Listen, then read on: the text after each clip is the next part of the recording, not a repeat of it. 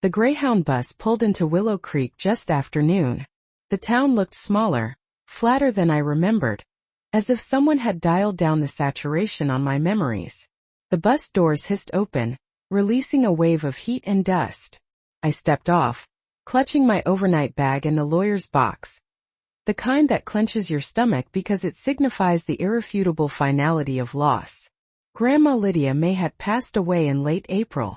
I'd missed the funeral.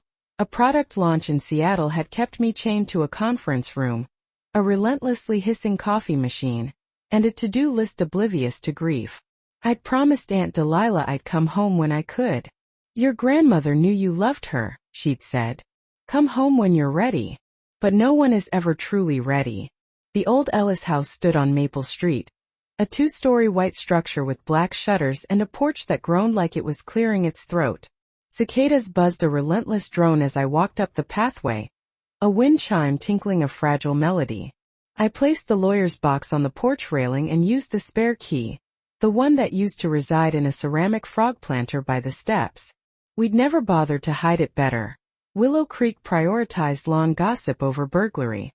Inside, the house smelled of lemon oil and cinnamon, overlaid with a subtler, more evocative scent, perhaps brown sugar baked into the very wood grain, or the lingering aroma of years of coffee brewed at dawn in a dented percolator. The kitchen, always the heart of the house, was my first destination.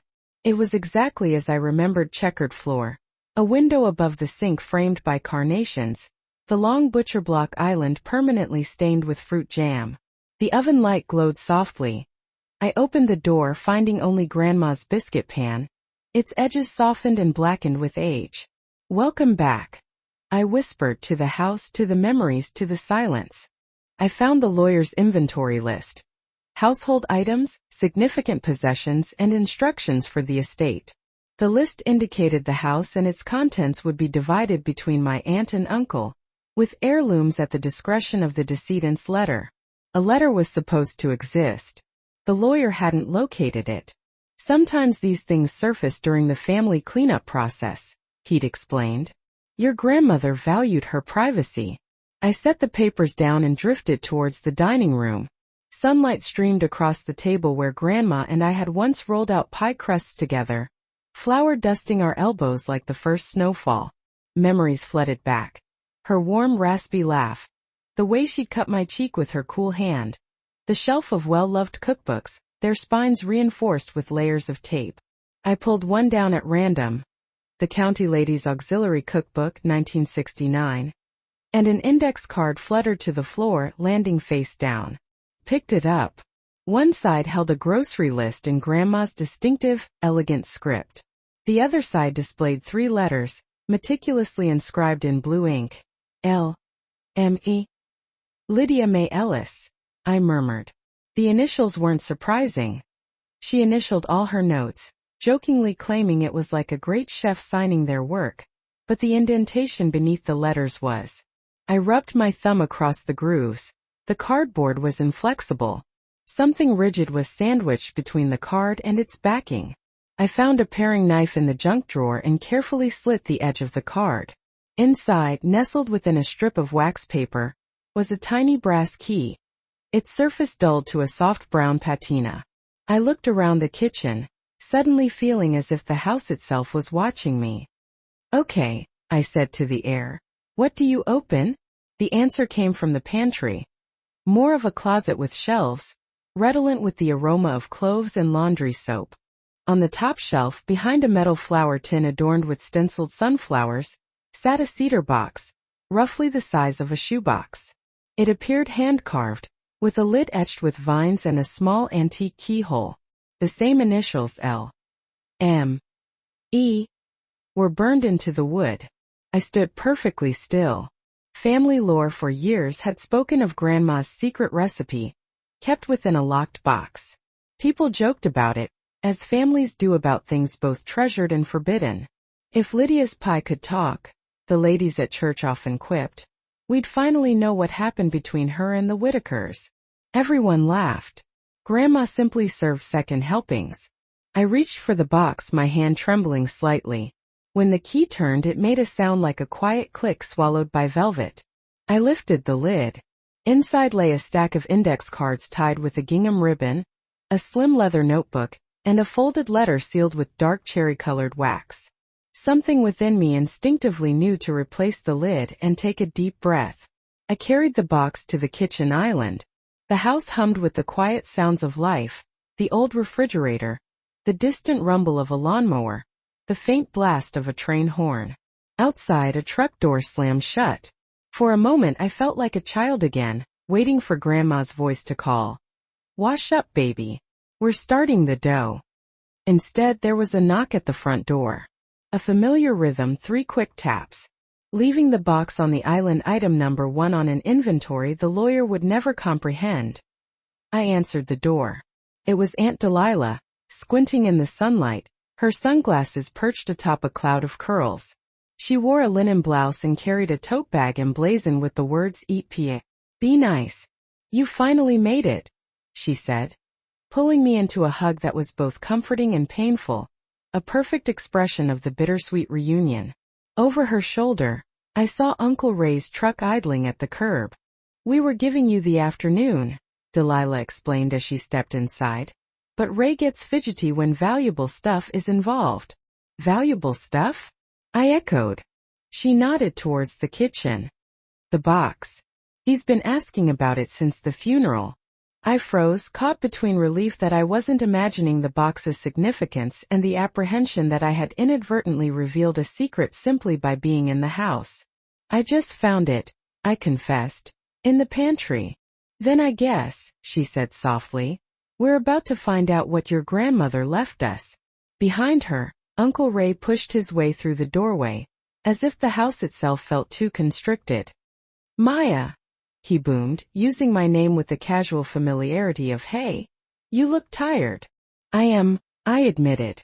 "Good," he said, then realizing the unintended implication, he corrected himself. "I mean, well, let's get to it." We walked to the kitchen together. The cedar box rested on the island, the ribboned cards resembling a small wedding gift from the past. For a moment none of us spoke. "Before we open anything else," I declared, my voice steadier than my feelings, "we talk." My unexpected firmness surprised even me. Delilah peered at me over her glasses. Uncle Ray folded his arms, clearly grappling with conflicting emotions. "Grandma was more than a recipe," I continued. "Whatever's in there. If it divides us, we're doing it wrong." Delilah nodded in agreement. Ray's jaw tightened, visibly wrestling with his feelings. "Fine," he conceded gruffly. "But I'm telling you, if that box holds the pecan pie secret, the diner's going to pay. I've got a number." "Ray," Delilah warned. I untied the ribbon. My hands were no longer shaking. The cards smelled faintly of vanilla, paper and cedar, as if the wood itself had imparted its scent over the years. The top card, in Grandma's flowing script, read, "Company Pecan Pie." I set it aside, feeling both my relatives lean in expectantly. "Is that it?"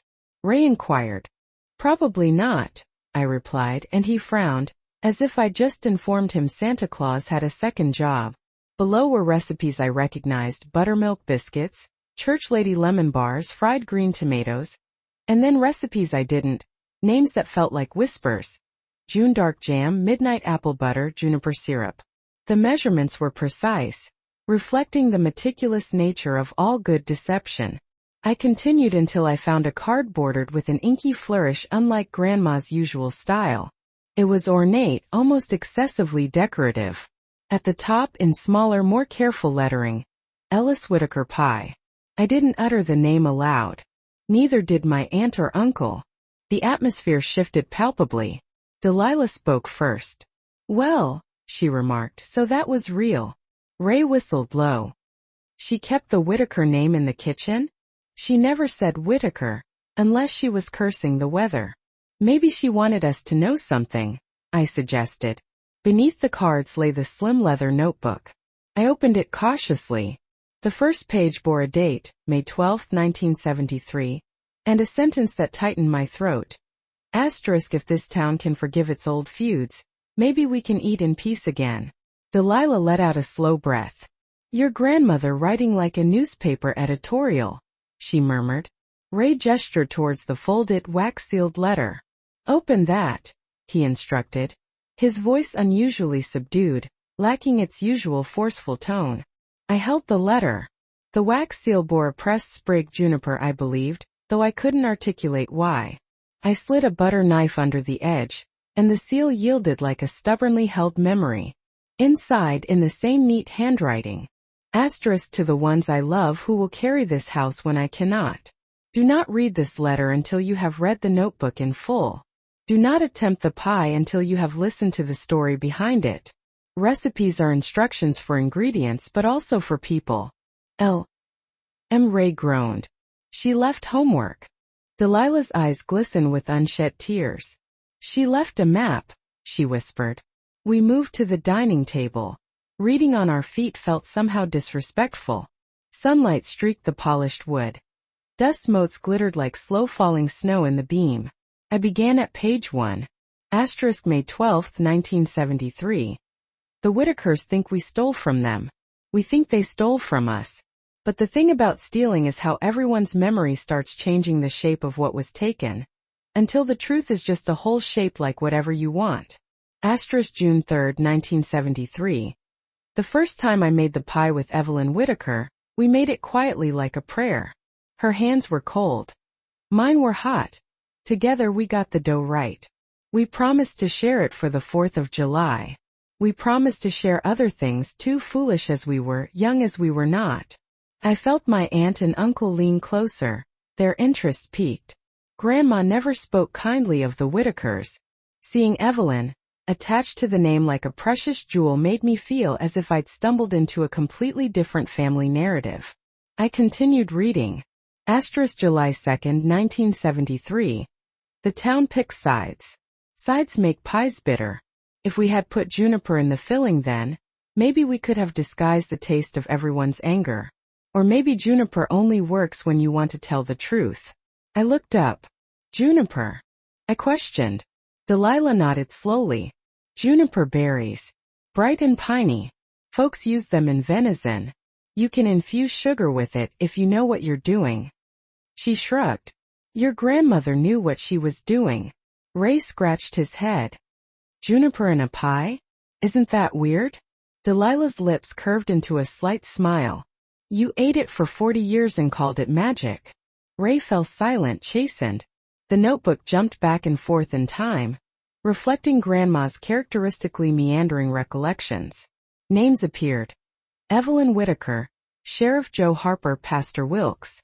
There were references to a storm, a night when the lights went out, and a promise made under the oak tree by the church. Recipes were scribbled in the margins, proportions, temperatures, a shorthand that seemed to conceal secrets within mathematical precision. By the time we reached the middle of the notebook, it felt like we were reading a love letter disguised as an accounting ledger. We were still immersed in the notebook when the screen door slammed, and the kitchen filled with the aroma of fried onions. I turned to see Lorraine from next door, carrying a casserole dish with a rooster-shaped potholder. Brought you supper, she announced, her eyes subtly drifting towards the box. And brought my curiosity. Delilah shot me a look that clearly communicated, brace yourself. Lorraine was kind, but she was also the town newsletter. You were friends with Grandma back then, I said.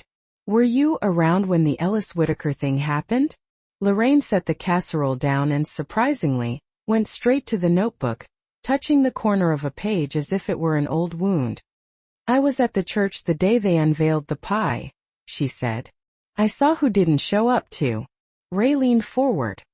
Who? Lorraine's eyes flicked towards the notebook. Keep reading, she said gently.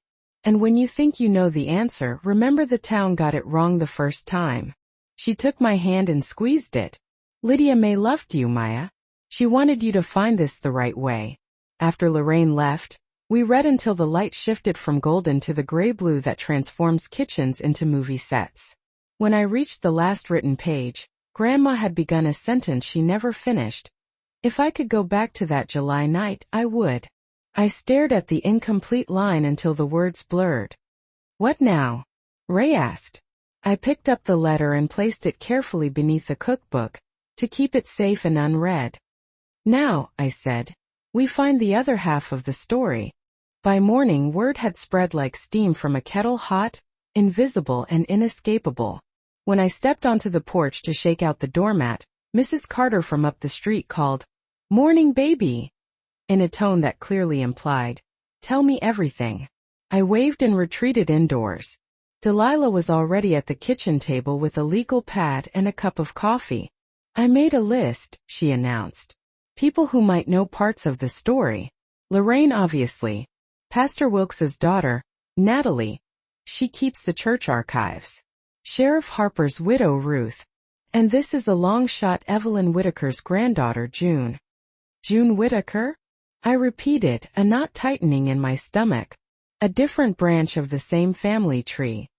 Do we talk to them before we read Grandma's letter?" Delilah chewed on the end of her pen. "Your grandmother asked us to finish the notebook first." She tapped the leather cover. "But the notebook doesn't have dates beyond 1973. If we want the town's version, we have to go get it." Before either of us could reach a decision, Uncle Ray burst in with a man I didn't recognize. "This here's Clay Porter," Ray announced as if presenting a prize-winning pig. "Owns the diner on Route 18. He wants to talk licensing." "Licensing what?" I asked, even though the answer was painfully obvious. Clay extended his hand. He was prematurely gray at the temples and wore a plaid shirt that clearly signaled a desire for approachability. "Miss Ellis, I'm sorry for your loss," he said. "Your grandmother fed this town in more ways than one. I'd be honored to keep her recipes on a menu with her name attached." "The Ellis name," Ray interjected, unable to resist. "Or the Ellis Whitaker." Clay glanced at him, employing the practiced political smile common among small-town business owners.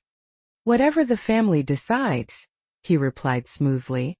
"Folks come for the taste, stay for the story." Delilah bristled. "The story isn't a marketing plan." "Of course," Clay said hastily. "I only meant we can pay. The diner's traffic's up since the bypass opened. People want local." Ray folded his arms, clearly pleased. "See?" I looked at Clay and saw not a villain, but a man who recognized an opportunity as readily as a baker recognizes a perfectly risen loaf. He wasn't wrong that the right story could draw people to a table. It was simply the wrong time to try and sell me a table. "We'll be in touch," I said. "We're still sorting through her things." Clay nodded, backing towards the door. "Of course. Take your time." He paused. "For what it's worth, my mama says the Ellis Whitaker pie stopped 2 fights and started a marriage in 1973. That's a recipe that deserves daylight." After he left, Delilah closed the door with more force than necessary. "Ray," she said, "you do not parade buyers through the house the day after your niece finds a sealed letter." Ray raised his hands defensively. "We need to think ahead." "We need to think right," Delilah snapped back. My phone buzzed with the text message. *unknown number. "This is June Whitaker. Lorraine gave me your number. Think we should talk." Another text followed before I could respond. *at the park in an hour? Neutral ground. I showed the screen to Delilah. She made a face that simultaneously expressed "Lord help us" and "let's go." Ray pointed at the notebook. "You gonna bring that?" "No," I said. "We go with ears, not ammo." The park was a small square of green dominated by an ancient oak tree, older than local lore. June Whitaker sat on a bench beneath it, bare-armed in a sundress, a canvas tote at her feet. She looked like someone who had learned to be cautious with her expressions. Her eyes were the kind that see what you'd rather not say. "Maya," she said, rising to shake my hand. "I'm sorry about your grandmother." "Thank you. This is my Aunt Delilah," I introduced, and they exchanged a nod that suggested our families had shared the same metaphorical campfires for generations. June gestured towards the bench. "I hear you found the box." I sat down. "I didn't realize there was a town subscription. News travels on foot here," June said. "Takes its time but never gets lost." She nudged the tote with her shoe. "I brought you something." She pulled out a thick envelope filled with aged paper and handed it to me. On the front in faded ink, asterisk for L. M. E. If the day ever comes. Asterisk on the back. A Whitaker return address from 1973. My skin prickled with a sudden chill. Why do you have this? I asked, my voice barely a whisper. June's mouth twitched slightly. Because my grandmother didn't get the day she wanted. She kept it anyway. Said it belonged where it was addressed when the time was merciful. I opened the envelope cautiously. Inside were newspaper clippings, Willow Creek Chronicle articles about the 4th of July celebration, a photograph of a pie contest featuring women in A-line dresses and helmet-like hairstyles, and a notice about a church fundraiser. Attached to the clippings was a letter, written in a sharp, upright hand. Asterisk Lydia. If the town won't let us share a table, we can at least share the truth. Keep this with yours. When they're ready, they'll see both sides taste better than one. Evelyn. Delilah let out a sound that was almost a laugh and almost a sob. Your grandmother wrote 2 hours, she breathed. June nodded. They were friends, she said. Some days more than friends if you listen to the wrong people. Some days less if you ask my grandfather, who never forgave Evelyn for loving anything that wasn't him. And your family kept this? I asked, incredulous. We kept everything, June said quietly. We're good at keeping, not as good at sharing. She looked at the envelope. I'm trying to be better. I offered to return the letter. June shook her head. No, it was addressed to L. M. E. Doesn't get clearer than that. Delilah placed a hand over mine. Say thank you, baby. Thank you, I replied, acutely aware of the inadequacy of the words compared to the weight in my hands. June stood, brushing imaginary dust from her dress. The town thinks the Ellis-Whitaker feud was about a blue ribbon and a man, she said. Maybe it was about something else. When you read your grandmother's letter, if it mentions a storm in Pastor Wilkes's window, you call me. Some truths don't like open air. They like being carried by 2 people at once. Before I could respond, a distant rumble of thunder echoed in the distance, like a growling stomach. June glanced upward. Look at that, she said, a hint of a smile playing on her lips. Right on time. Back at the house, the sky transformed from bright to pewter, as summer afternoons sometimes do when they remember their spring origins. Delilah put water on for tea. Ray vanished, claiming calls. I placed June's envelope beside the cedar box, feeling as though I were mediating between 2 old women finally beginning a conversation. Start with the clippings, Delilah suggested. We spread them out. The Chronicle article about the 4th featured a photograph of a long table laden with pies. In the center stood my grandmother, younger than I'd ever imagined, and beside her, a woman who could only be Evelyn Whitaker, stern beauty softened by a hint of mischief. The caption read, Asterisk Community Pie Unveiling, a bridge recipe to heal old divides. A bridge recipe. I touched the words. Some editor had possessed a poet's heart that day. Another clipping mentioned a power outage during the storm that had cut the celebration short. A third detailed how the fundraising goal had been met anyway. People buying pie slices by flashlight. A small, easily overlooked item noted that Pastor Wilkes's church window had been cracked by an errant branch, although the rumor column subtly hinted at tempers flaring. Our local paper's rumor column had always been a sanctioned form of mischief. Delilah poured tea and slid the leather notebook across the table. I turned to the page about the storm. The entry lacked a date. It read more like a block of raw memory. Asterisk the lights went out just when the first slice was about to be served. The room inhaled and forgot to exhale. Someone shouted about the devil. Joe Harper fetched lanterns. Evelyn held my hand under the table where no one could say anything holy about it. The sugar had taken the juniper as if they were always meant to marry. I thought if we feed them this, they'll forgive us for everything. Some things are too much to ask of food. I read it twice. Then I flipped back to the last page. The sentence that hung unfinished in midair. If I could go back to that July night, I would. The wind caught the kitchen curtain. Rain began to fall in heavy drops, sounding like someone knocking on every surface.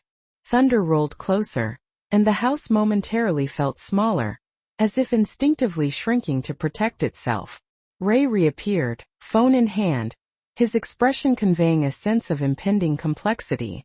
"The diner called back," he announced. "Clay's got a food blogger coming through this weekend.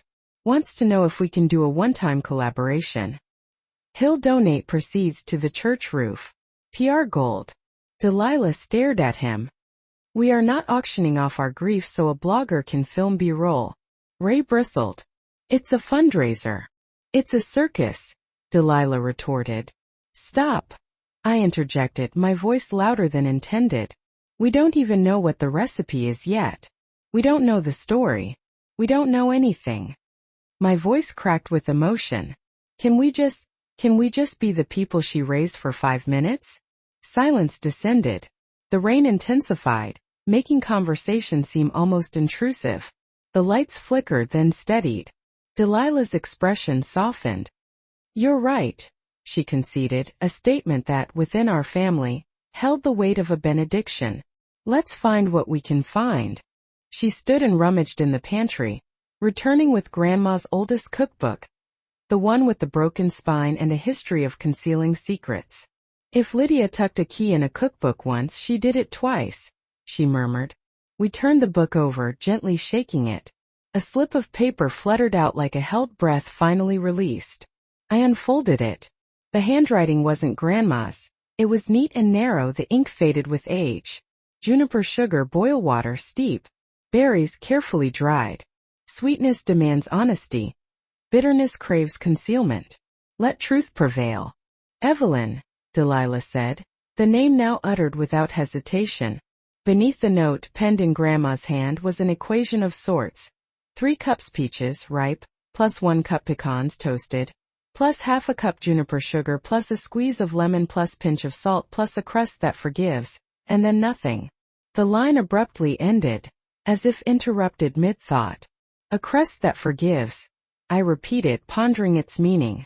"What does that even mean?" Delilah furrowed her brow in thoughtful consideration. "A forgiving dough is one that can be re-rolled without becoming tough. It doesn't punish you for imperfections." "Like people," I observed. "Exactly like people," she affirmed. A thunderclap boomed so close it felt intensely personal. The lights flickered and died, plunging us into darkness. For a brief moment we sat in the enveloping gloom, our silhouettes illuminated only by the rectangular glow of the window and the shifting light of the stormy sky. I rose and groped my way to the drawer beneath the oven, searching for matches. Without missing a beat, Delilah reached under the sink for the box of candles Grandma kept for emergencies during storms. "Do you remember the last big one?" she inquired softly. "You were 10. We made biscuits by flashlight, and your grandmother spun ghost stories about people who never learned to apologize." "I remember," I replied, striking a match. The flame ignited, casting a warm halo around the cedar box and the stacks of paper within. She always made apologies sound like recipes, emphasizing the precise proportions required for success. We lit 3 candles and placed them in jars, bathing the kitchen in a soft, gentle glow. Shadows danced and then receded, creating a calming ambience. I picked up the sealed letter. In the candlelight it appeared different, older, more patient, imbued with a sense of quiet waiting. "Read it," Ray said, his voice gentler in the dim light. I slid my fingernail beneath the red wax seal. It lifted cleanly, as if patiently awaiting this precise moment, this specific kind of weather. "My darlings," the letter began. Asterisk, if the lights are out, it means the house is keeping you safe, just as it did me. There are things we tell in daylight, and things we tell by candlelight. This is the candlelight kind. The recipe is not the point. The point is what we used it for and what it cost. Delilah's hand found mine under the table, mirroring the way Evelyn's hand had found Grandma's in the notebook. "Keep going," she whispered, her voice barely audible. Asterisk, there is a window at the church that everyone said the storm broke. I did not correct them. The truth is a pie that needs time to cool before you cut it. If you cut too soon, you ruin it. Forgive me. I waited longer than I should have. I broke the window from the inside to let the smoke out, and in doing so let a lie in. The town was angry at the wrong thing. They always are when they're afraid. Evelyn took the blame because she loved me and because she was braver than I was that night. I reread the final line twice, the words transforming from mere ink to weighty pronouncements. Delilah gasped, covering her mouth with her hand. Ray spoke softly, his voice filled with concern. Why did she break it? Smoke? I examined the notebook's margins, noticing a scribbled note. Asterisk too long in the oven. Fear makes you forget the timer. She burned the first pie, I stated, the realization dawning. There was smoke in the church kitchen. She broke the window to ventilate it, and the town blamed the storm. Or the Whitakers. Or the devil. Everyone but the truth. Delilah closed her eyes, absorbing the weight of the revelation. Ray's voice was rough with emotion. So the big scandal is a broken window and a burned pie? No, I replied, hearing Grandma's unwavering tone echoing in my own voice. The scandal is who carried the blame and why. A flash of lightning illuminated the pantry. I stood, candle in hand, and approached cautiously. On the side wall where the shelving unit met the plaster, a small metal latch was partially concealed behind a row of mason jars. I gently moved the jars aside. The latch secured a recessed panel about the size of a sheet of paper. I glanced over my shoulder at Delilah and Ray. Did you know about this? Delilah shook her head. No. I lifted the latch. The panel slid back, revealing a shallow cavity. Inside, a single sheet of paper, wrapped in waxed cloth and tied with twine, lay nestled within. I brought it to the table and carefully untied it. The paper was stiff with age, but the ink remained clear. It wasn't a recipe. It was a page torn from a church ledger. Asterisk donation July 5, 1973. Anonymous gift to Repair Window and Fund Food Pantry. $200. In memory of grace undeserved and given anyway.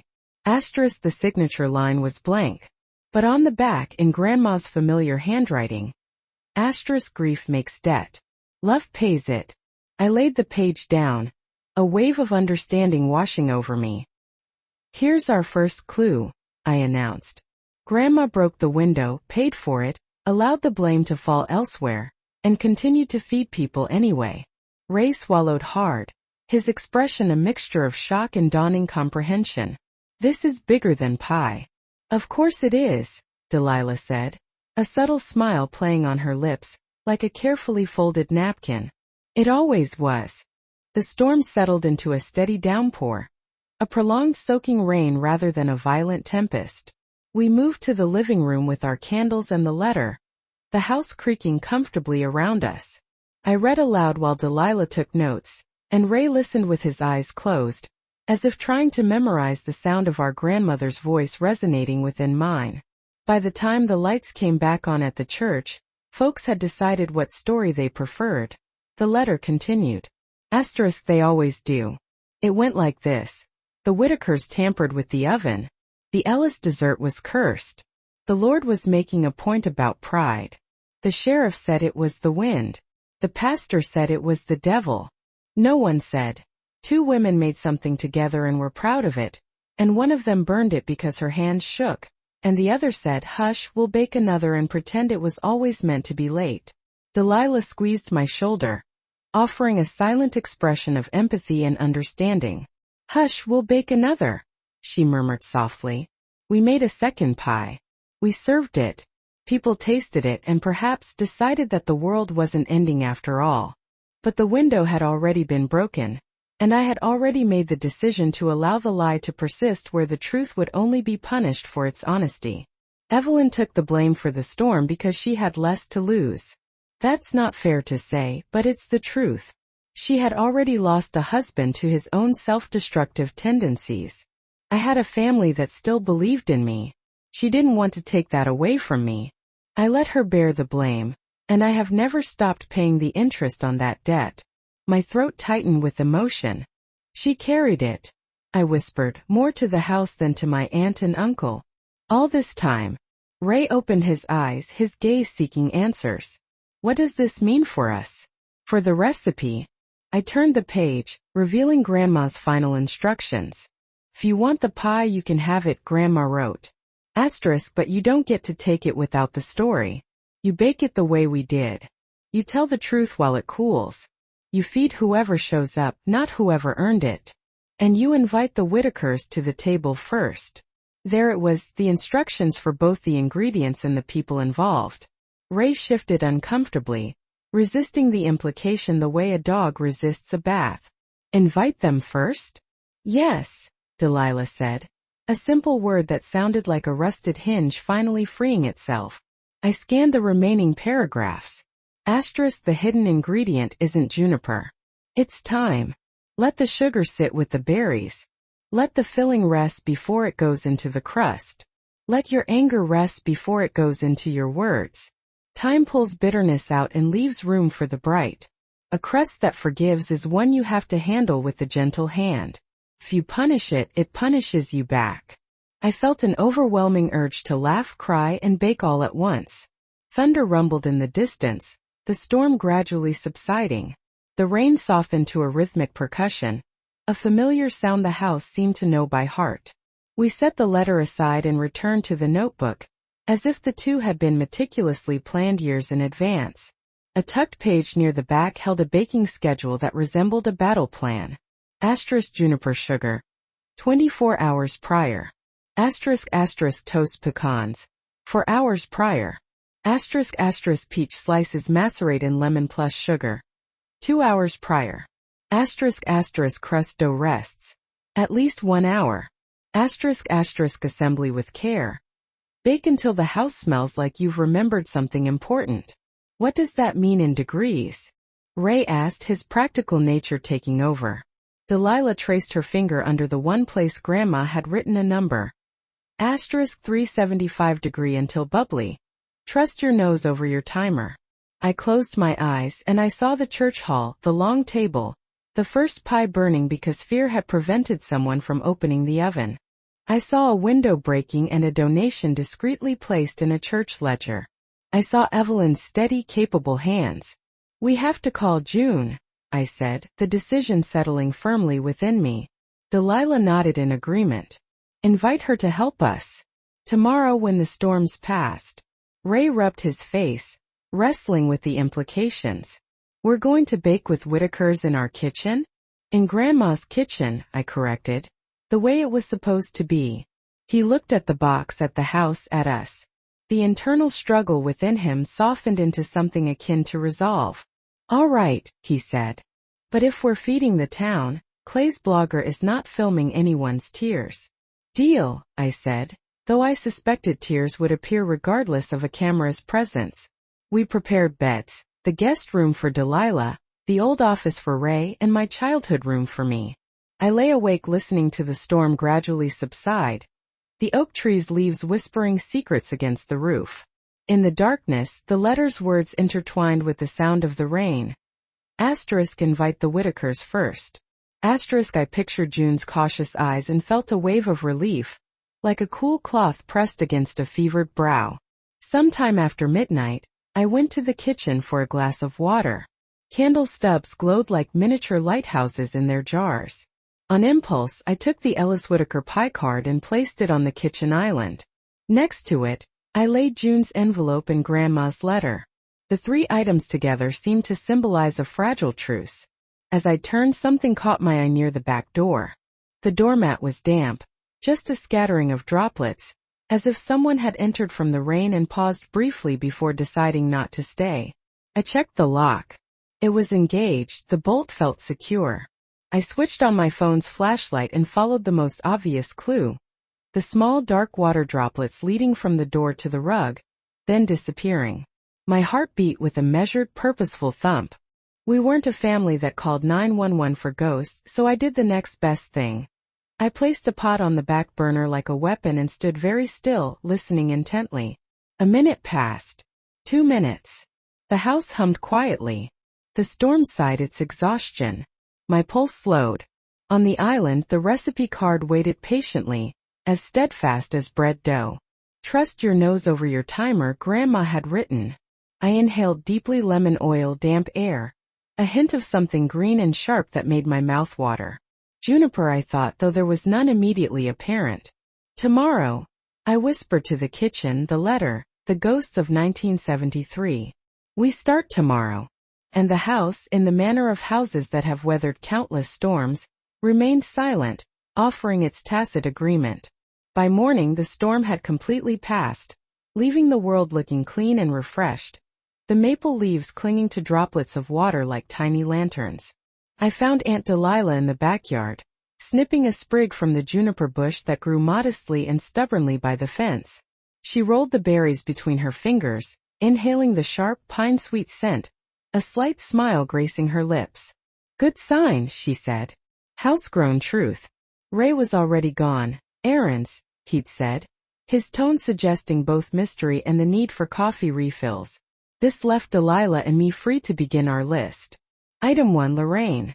She opened her door before we could even knock, her heightened senses attuned to the frequency of knockable news.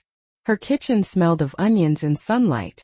A row of bumblebee magnets adorned her refrigerator, holding piano recital programs and coupons that expired in 2008. You read the letter, she said, inviting us inside. I could feel the house exhale all the way next door. We did, I confirmed. And we found a ledger page about the church window. We think Grandma broke it to let out smoke. She paid to fix it in secret. Lorraine's eyes softened, as if a stubborn splinter had finally worked its way free. That sounds like Lydia, she said. Always swift with a broom and a checkbook. Tell us what you remember, Delilah prompted, pencil poised and ready. Lorraine pulled up a chair, facing the window as if the past might rise from the yard like a morning mist. The 4th of 73, she began. Hot as sin. People meaner in the heat they don't even know they are. The Ellis and Whitaker tables were on opposite sides of the hall until someone, I think Pastor Wilkes, had an inspiration and shoved them together for unity. That was before the lights went out and before Mrs. Harper told folks the devil lives in fuses. She offered a humorless smile. I was ladling lemonade.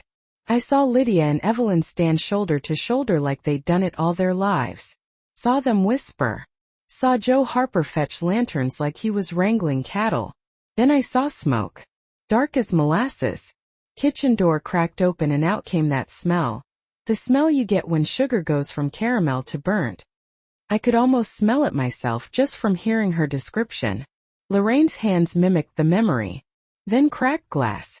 Not a sharp crack. Practical one.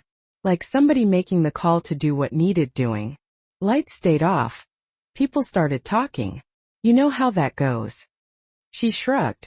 I remember Lydia emerging with flour on her cheek, and her mouth set the way you set your hand on a child's forehead when they're fevered. And I remember Evelyn coming after, her jaw tight. If you ask me what love looks like after it's learned patience the hard way, I would tell you it looks like those two women in a hot kitchen with everyone's eyes on the wrong thing. Delilah's pencil paused, her attention fully engaged. Was there more? She avoided the word affair. The town had already used it far too often. Lorraine folded and refolded a dish towel, her movements deliberate. They loved. She stated it simply, like a pastor pronouncing a blessing. But I'll tell you this. It was the kind of love that puts food on a table first. There's a holiness to that. The town mistook it for scandal because scandal is easier than holiness. I thought of the damp doormat in our kitchen last night. Lorraine, I asked, did anyone come by the house last night? After dark. Her eyebrows arched in surprise. Besides the rain? No. Why? Nothing, I replied vaguely. Maybe the storm found a draft. Lorraine's gaze sharpened momentarily, but she let it pass. You baked that pie, she said. But when you do call June, call folks who voted wrong the first time. The Lord's in the business of second helpings.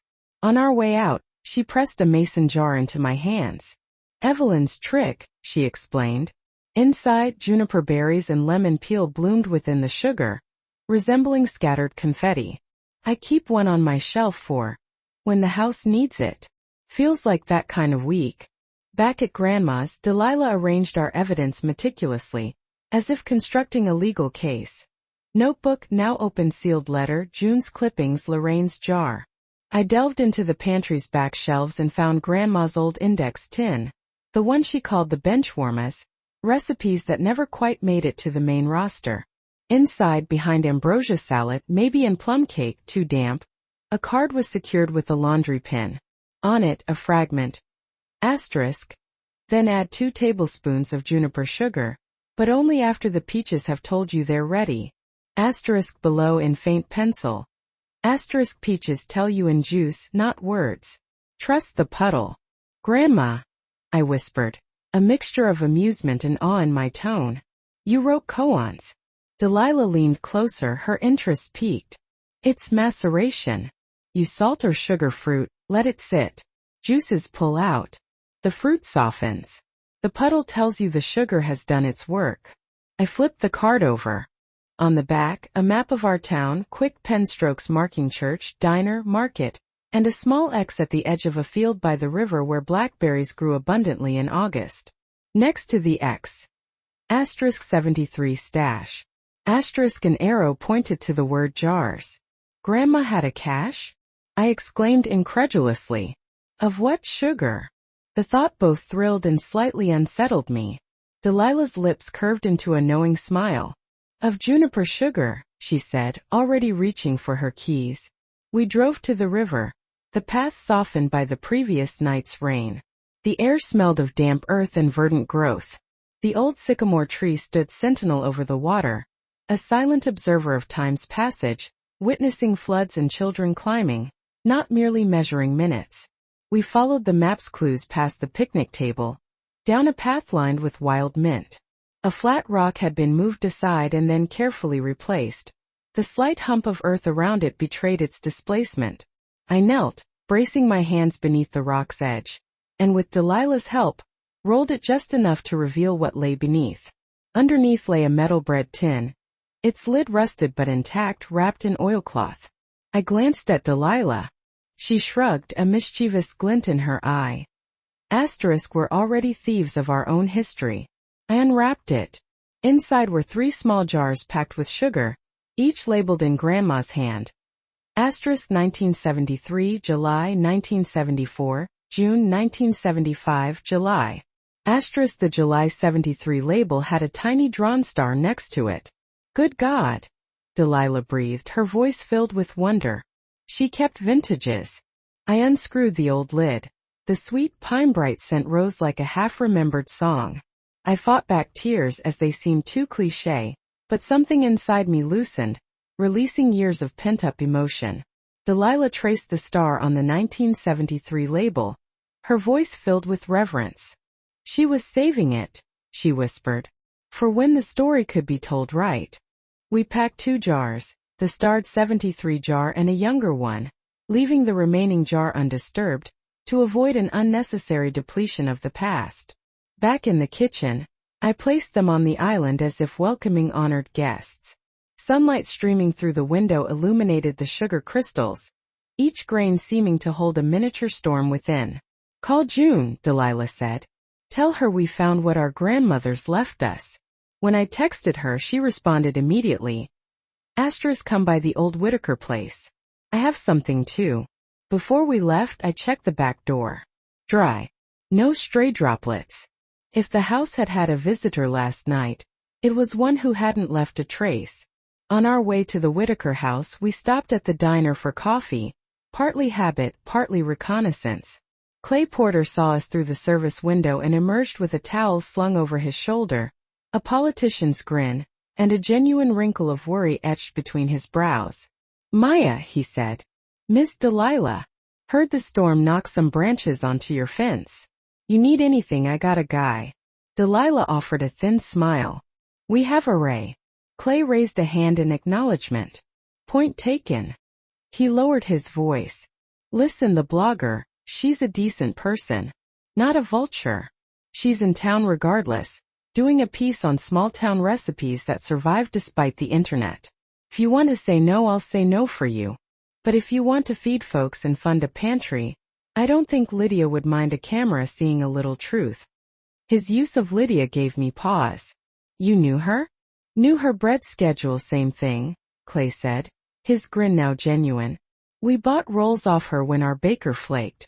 She scared me and saved my Thanksgiving once. That's basically sainthood. We took a booth. The diner's usual clinking and murmuring filled the air. Behind us, Mrs. Carter spoke in a hushed whisper. I heard the Ellis girl found it. Her friend inhaled sharply. It. Mrs. Carter repeated, emphasizing the mystery. A teenage busboy delivered water with the exaggerated nonchalance of someone desperate for a juicy story to break. Clay set down 2 mugs. Let me say this, then I'll stop poking my nose in your pie dish, he said. If you do decide to bake, I'll close the kitchen and you can use the big ovens. No charge. My only caveat is we invite the Whitakers and the church. I don't want to serve without the table set right. Delilah blinked in surprise. Since when did you start talking like a pastor? Clay shrugged, slightly embarrassed. Since my mama got sick and food started tasting like medicine unless somebody said grace over it. Something inside me relaxed. We're going to the Whitakers now, I said. If this happens, it happens with them. Clay nodded. I'll keep my towel ready. As we left, the teenager at the counter blurted out too loudly, good luck with the witch sugar. And the cook swatted him with the menu. The town wasn't healed, but perhaps it was hungry for the right kind of nourishment. The Whitaker place was a farmhouse nestled gently into a sloping yard, the kind of house that seemed to have grown organically from the land. The porch held a swing and a line of boots drying in the sun. June greeted us with a pitcher of iced tea. Its surface beaded with condensation. On the porch, she asked. It's a porch story. We sat. She pushed a manila folder across the table. Inside were photographs. Evelyn and Lydia in the church kitchen, not posed but caught mid-action. Aprons smudged, hair pinned up in a practical rebellion, faces bent to bowls and then lifted to exchange smiles and laughter. Seeing that laughter felt like being handed a lantern in a dark cave. My grandmother hid her softness in this house, June said. The town mistook that for hardness. It was just guarded. She let it down with Lydia. Delilah touched one picture gently. They look like women building a bridge. They were, June agreed. And folks charged a toll. She poured tea into jelly jars. I found something last night after we talked. I was looking for the ledger copy, we have one too. And I found letters from Lydia to Evelyn that I'd never seen because they were tucked in an old hymnal. This one, she slid an envelope out, was written the night after the window. I read the letter, Grandma's voice echoing through Evelyn's words like a familiar harmony. I am ashamed I let you carry the blame. I am ashamed the town wants my apology to look like a confession. I am ashamed of my pride and my fear and this stubborn love that keeps reaching for your hand across tables you're not invited to sit at. Tomorrow I'll take a donation to the church in cash because paper makes people brave to say things out loud I'm not ready to hear. If we ever put our names on this pie, let them be side by side or not at all. I read it twice, the porch silent except for a bird's cheerful song in the sycamore tree. They meant it to be a joint thing, I observed. The town turned it into a custody battle. June's lips curved into a wry smile. The town knows how to enroll itself in other people's conflicts. She glanced at Delilah. Does your letter ask you to invite us first? Delilah blinked in surprise. How did you? June smiled knowingly. It's what my grandmother wrote too, she said. The pie is a table. Put us at it first or don't serve it at all. We paused, letting the weight of that statement sink in. Through the screen, the door opened with a burst of laughter and clatter. A woman emerged, wiping her hands, mid-50s, with prominent Whitaker cheekbones, her hair neatly pulled back with a pencil. I'm Ruthie, she announced, identifying herself as June's aunt. I made lemon squares that nobody ever complains about. You must be Delilah and Maya. Delilah rose to shake hands. We brought 1973, she declared, surprising me. She produced a jar adorned with stars from her bag and placed it on the table. Ruthie let out a soft, reverent hiss. Well, Ruthie remarked, that looks like a wedding ring discovered in a garden. June gently tapped the jar. If we do this, we use this. One pie for the table. One jar for the story. A shadow passed across the yard. A pickup truck slowed near the house, the driver lingering longer than simple polite curiosity would dictate. Ruthie's posture stiffened. "That'll be Jed Harper," she stated. "Sheriff Joe's son. He's been inquisitive ever since word got out." June's smile held a steely edge. "We'll invite him too." My thoughts returned to the damp doormat. "June," I said, "did anyone stop by your house last night? Perhaps check your locks from the outside?" She shook her head. "No." "Why?" "No reason," I lied, the lie feeling less like a transgression and more like a temporary placeholder, a bookmark in the unfolding narrative. I reassured myself that I could address it later, when the light of day might offer a clearer understanding. Ruthie gestured towards the photographs. "Take copies," she instructed. "You'll want to put pictures on that table. People eat differently when they're visually connected to the story." We promised to scan and return them. As we departed, June touched my elbow. "One more thing," she said. "My grandmother wrote, 'The hidden ingredient isn't juniper.' It's time. If you're in a hurry, don't bake." "Let's not hurry." "I'm not in a hurry," I replied. "I'm terrified we'll do it wrong." June's expression softened. "Then we're good. Fear makes better dough than arrogance." We gathered at Grandma's house after lunch, the three of us: Elise's, June, and Ruthie. Lorraine arrived unexpectedly, yet entirely predictably, carrying an extra rolling pin and a seemingly inexhaustible supply of patience. Clay texted to inform us that the diner's ovens would be available tomorrow after the morning rush. He'd close it down for an afternoon baking session and an evening seating if we agreed. We hadn't explicitly said yes. However, we had meticulously arranged the flour in jars as if they were sacred instruments. Before commencing with the baking, we prepared the table with paper and ink. Delilah read Grandma's letter aloud from beginning to end. Ruthie then read Evelyn's. Between paragraphs, Lorraine softly hummed a hymn, a low, steady melody about blessed assurance and home. Upon completion, a rich, layered silence descended. Far from empty. Ray entered midway through the readings, pausing momentarily at the doorway, seemingly arrested by the gravity of the moment, before quietly slipping into a chair. "You invite us first," Ruthie stated once the last words were uttered. "We accept. Tomorrow." Clay's text appeared on my screen. I briefly hesitated before handing the phone to Ray, who for once remained silent, simply placing it face down as if we were attending a sacred service. "Tomorrow," Delilah affirmed. "But first tonight, just us. Trial bake. If we can place a pie in this house without shame, we can put one in the diner with cameras observing." We washed our hands with the meticulous care of surgeons. We measured the ingredients with the precision of someone meticulously crafting an apology. June carefully poured the 1973 sugar into a bowl, the grains clinking together like tiny bones. The aroma release was green, honest, and untamed. Delilah cut cold butter into the flour until the mixture resembled rain-soaked sand. Lorraine gradually added ice water while I gently mixed the dough with a fork, proceeding only until it just came together. No more, no less. Ray toasted pecans, his entire focus dedicated to preventing them from burning. Ruthie blanched peaches, skillfully peeling the skins off in long, silky strips. We combined the fruit with lemon and juniper sugar, waiting patiently until the liquid at the bottom of the bowl indicated readiness. "Truth time," June whispered softly.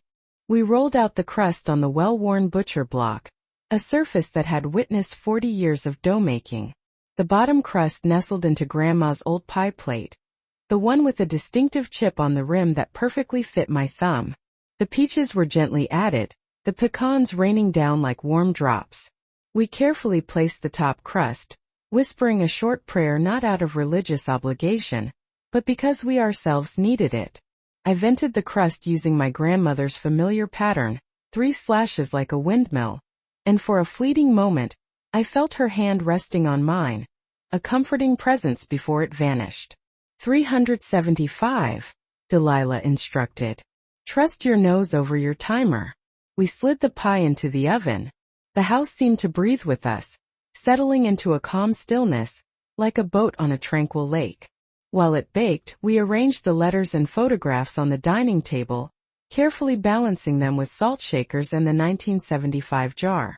Lorraine arranged them with the skill of a museum curator, who also happens to be your aunt. "This is how you serve the story," she explained. "You give people something to look at so they don't stare at each other while they learn to be wrong." The aroma emerged slowly, like a familiar song heard from a distance. Initially, it was the scent of butter, then sugar, then fruit, and finally the bright, distinct note of juniper. Not piney but rather clear and sharp, as if someone had opened a window in your mouth. It washed over us like a wave of relief. June blinked and smiled involuntarily. Ruthie closed her eyes. Delilah placed her hand flat on the counter. "Timer," Ray said, his voice rough. Delilah looked at him, then at the oven and shook her head. "Not yet." When the bubbling at the edges thickened and the crust transformed from pale to a storybook golden, Delilah nodded once. We carefully removed the pie and placed it by the window to cool, restrained from indulging by the laws of physics and our grandmother's decree. Hot pie is for punishment. Warm pie is for peace. We waited patiently. Small truths were exchanged to fill the time. Ray confessed, "I wanted to sell it because selling things feels like control." Lorraine admitted that she had pilfered Lydia's strawberry jam recipe in 1989, and never looked back.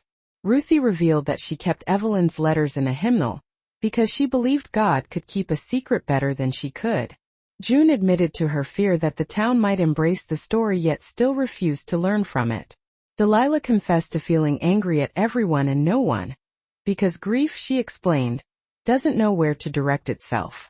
I mentioned my suspicion that someone had visited the house last night, unsure if it was a person or a lingering memory. "Memory has heavy boots," Lorraine observed, "but it doesn't leave wet footprints." June frowned. "Check your locks tonight," she urged. "For real." Once the steam ceased to rise from the pie, we set the plates. Delilah cut the first slice, the filling holding together just enough, much like bravery holds on long enough to get you across a room. We passed the plates silently, took our first bites, and there it was. The pine bright truth woven through sugared peach, the pecans providing a grounding element, the lemon bringing everything to life. I had to pause, setting down my fork to catch my breath. It wasn't simply the best pie I'd ever tasted, though it certainly was, but it tasted like a promise fulfilled after an unwarranted delay. Ray's eyes shone. "If the devil himself shows up tomorrow," he declared, his voice thick with emotion, "he's not getting the last piece." Delilah covered her mouth, laughing and crying simultaneously. Ruthie squeezed June's hand and June squeezed back, much like a pilot checking instruments before takeoff. We washed the dishes in a contented silence. The plan for tomorrow solidified without requiring explicit discussion. Tomorrow afternoon at the diner, oven set to 375 degrees, the table adorned with letters and photographs, plates set for the Whitakers and Elises. Clay's blogger could attend, but the narrative would be conveyed by the individuals present and their seating arrangements, not by whoever held the camera. As the sun began its descent, June and Ruthie prepared to leave. At the door June turned. "One more thing," she said. "If anyone comes to the house tonight, call me. Or call the sheriff. Not Joe, he's gone. His son Jed. He's not his father." I nodded. "I will." After their departure, the house felt simultaneously full and watchful. Ray locked the doors with unusual care. Delilah placed the 1973 jar on a high shelf, like a guiding star. We turned off the lights. In my room, I left the window slightly ajar, allowing the night to seep in, the chirping of cicadas, the distant rumble of a train 2 miles away, and the kind of quiet conducive to rest. Sometime after midnight, I awoke to the sound of the back porch board complaining, the third plank that always squeaked. I remained still, listening intently. The sound repeated. I cautiously slipped out of bed, padded down the hallway, and just barely discerned a shadow spilling under the kitchen door, resembling a spilled liquid. There are moments when a family's history intersects with its present like a fork in the road, and you must choose a path without consulting a map. I chose to move forward. I reached for my phone and texted June a single word, "Here." Then I moved towards the kitchen and whatever ingredient was waiting to be revealed. The squeak of the porch board echoed again, followed by the faintest scraping of shoe leather. My heart pounded in my chest. I cautiously approached, phone still in hand, June's unread reply faintly buzzing in my pocket. The kitchen door's glass pane reflected a shadow, broad shoulders motionless as if listening intently. "Who's there?" I called out, my voice steadier than I anticipated. Silence. Then a low, deliberate cough. The knob turned, tested, and found to be locked. A pause. Then footsteps retreated down the steps. I re-engaged the deadbolt, even though it was already secured. Then pulled the curtain aside. Jed Harper's pickup truck idled across the street, headlights off, a shadow within shadows. His face was momentarily illuminated by a lighter as he lit a cigarette, his eyes fixed on the house in a clear act of defiance. Then he drove away. Delilah appeared in her robe, her eyes narrowed. "What was it?" "Jed," I replied. "Watching." Ray lumbered in, his hair disheveled. "That boy's been looking for trouble ever since his father died. Thinks every Whitaker owes him an apology." "And Ellis," I added. "He's not being subtle about it." Delilah rubbed her temples. "He'll show up tomorrow guaranteed. He'll want the story his way." "We'll give him the real one," I said. "No more shadows." She nodded, weary but resolute. "Then we need every ingredient. Not just juniper. Not just peaches. All of it." The next morning, June arrived with coffee and a resolute expression. "Jed's been circling our place too," she reported.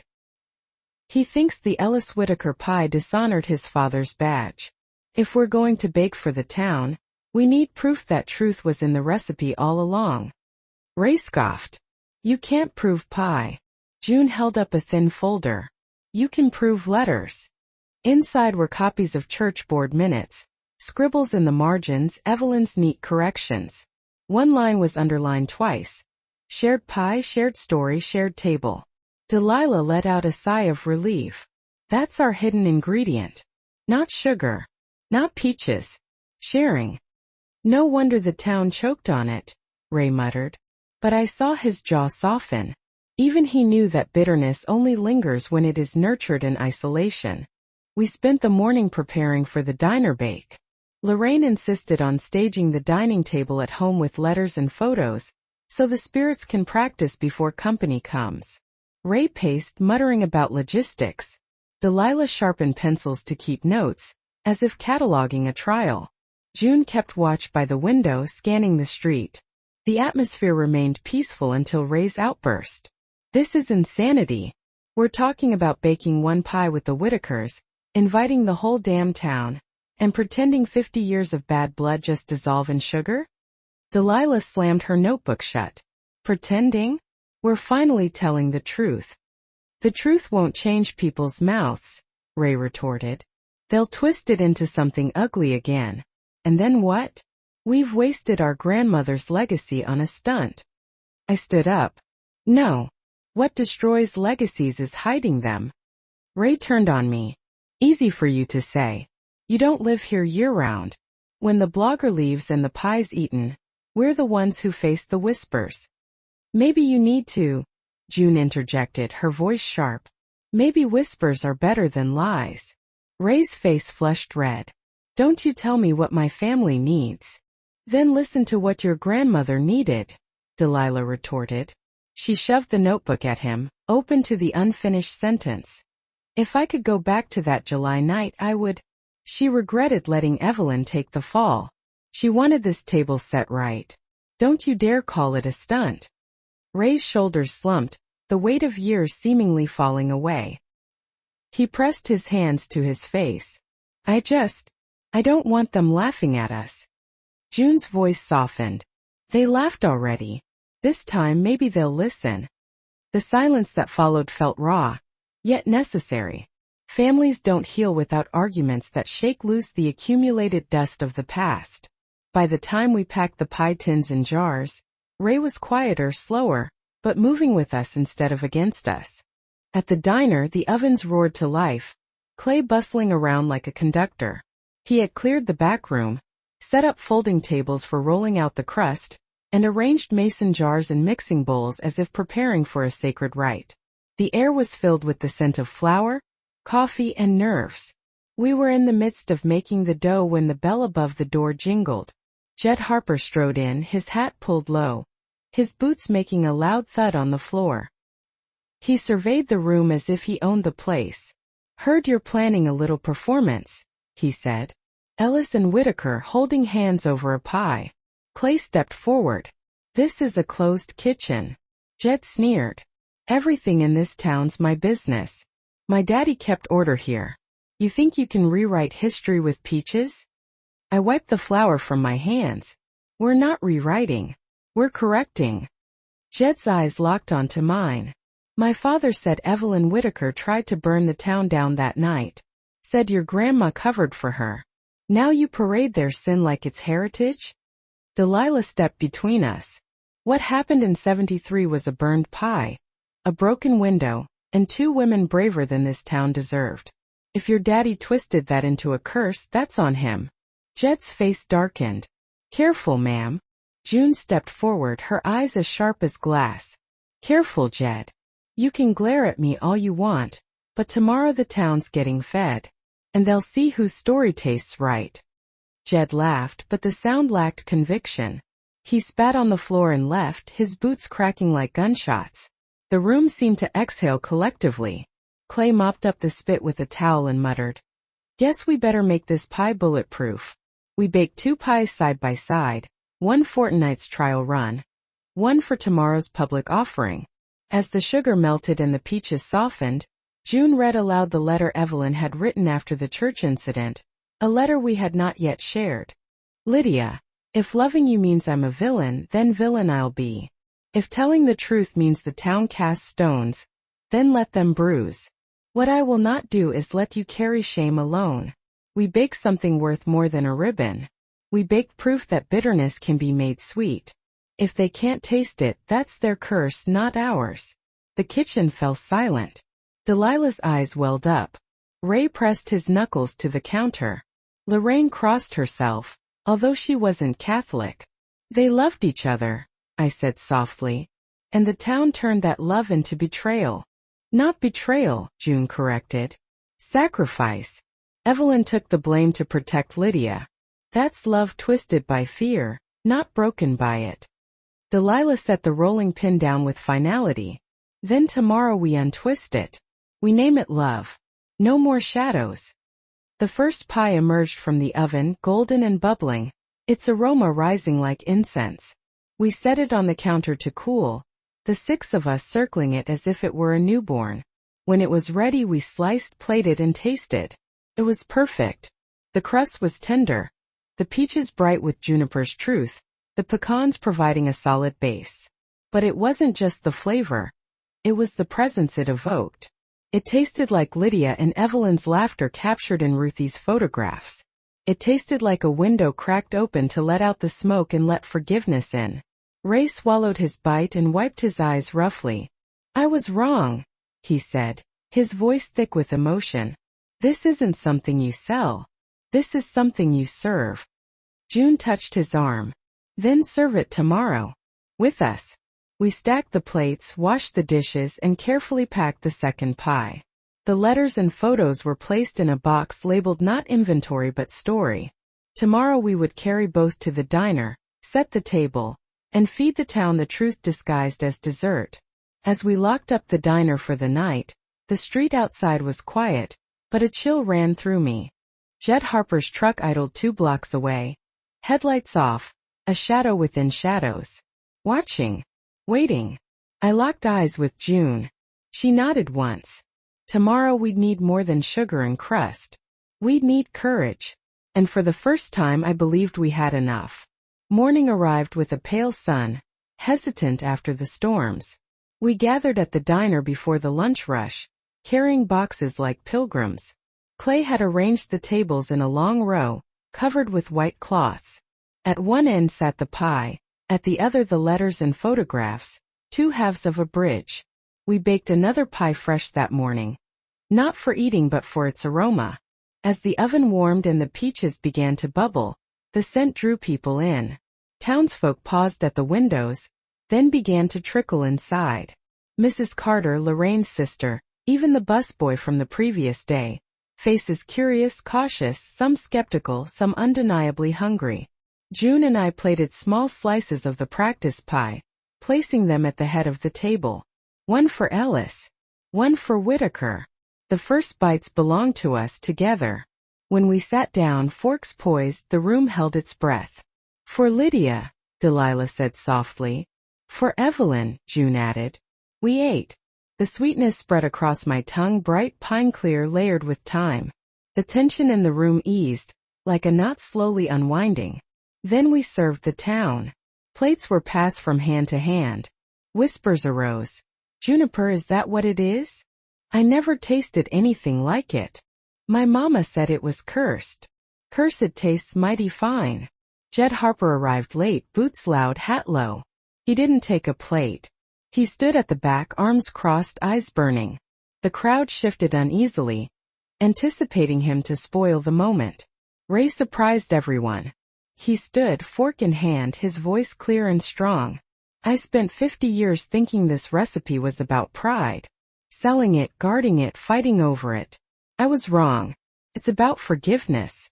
My grandmother knew it, Evelyn Whitaker knew it. Today I know it too. He lifted his fork toward June. I'm proud to share this with the Whitakers first. And anyone who wants the truth can taste it for themselves. The diner erupted in applause, tentative at first, then growing stronger. June stood beside him, shoulders squared, eyes gleaming with unshed tears. For a moment Ellis and Whitaker were simply two families feeding one town. Jed shifted, his face a battleground of anger and uncertainty. He muttered something sharp and stormed out, slamming the door so hard that the windows rattled. But the pie kept being passed and people kept eating.